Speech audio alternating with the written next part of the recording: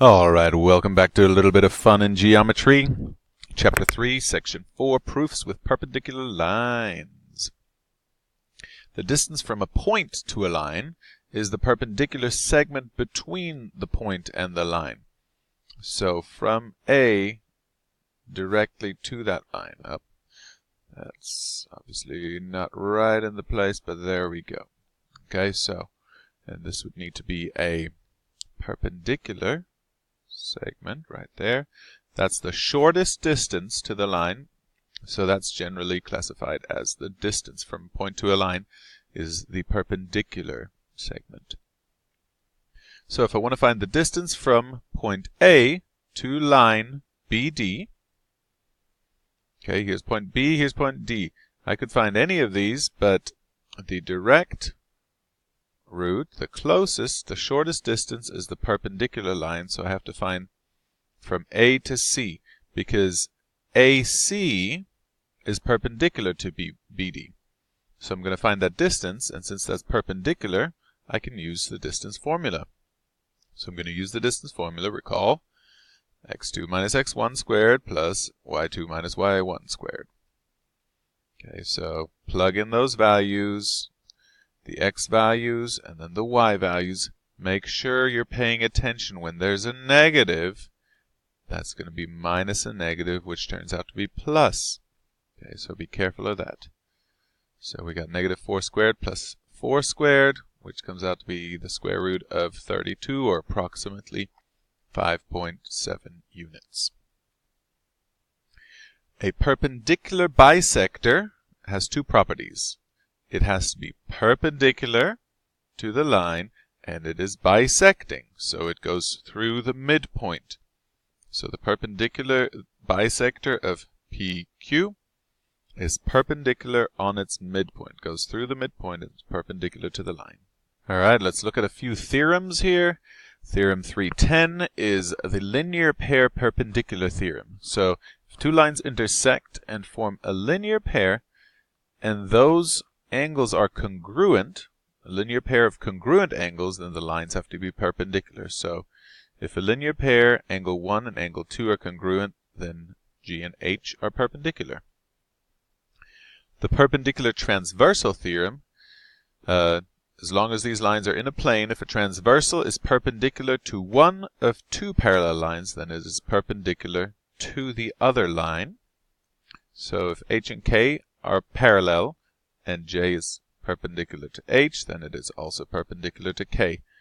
And then if lines perpendicular to a transversal theorem, 312. In a plane, if two lines are perpendicular to the same line, then they are parallel to each other. So M is parallel to P and N is parallel to P, or M is perpendicular to P and N is perpendicular to P. So then M and N are parallel to each other. Alright, proving, I know you guys enjoy this, proving the perpendicular transversal theorem. Use the diagram to prove the perpendicular transversal theorem. Alright, remember which one that was. Perpendicular transversal theorem states that if a transversal is perpendicular to one, then it is perpendicular to one of the parallel lines, it's perpendicular to the other. Alright, we know it is perpendicular to this one, and these two are parallel. So, we're given that, and we want to prove that J is also perpendicular to K.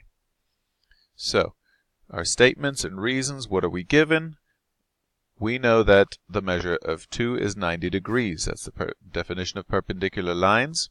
We also know that 2 is congruent to 6. That's corresponding angles, which means those measures are equal, definition of congruent angles.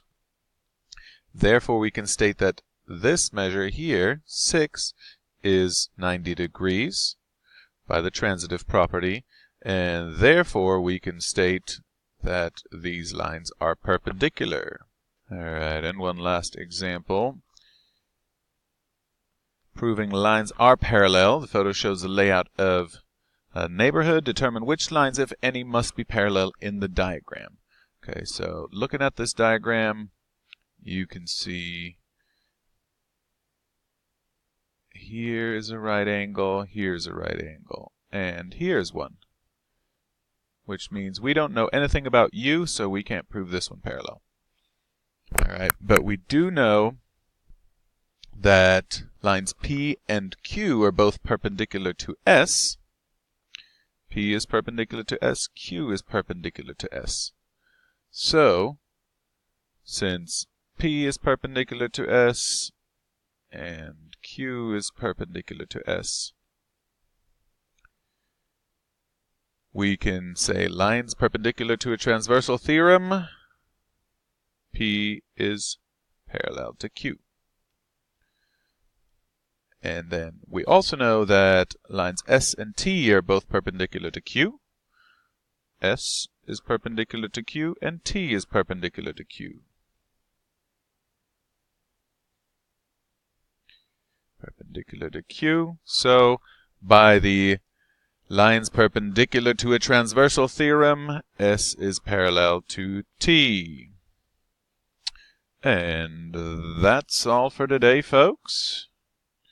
Check in next time for another fun lesson.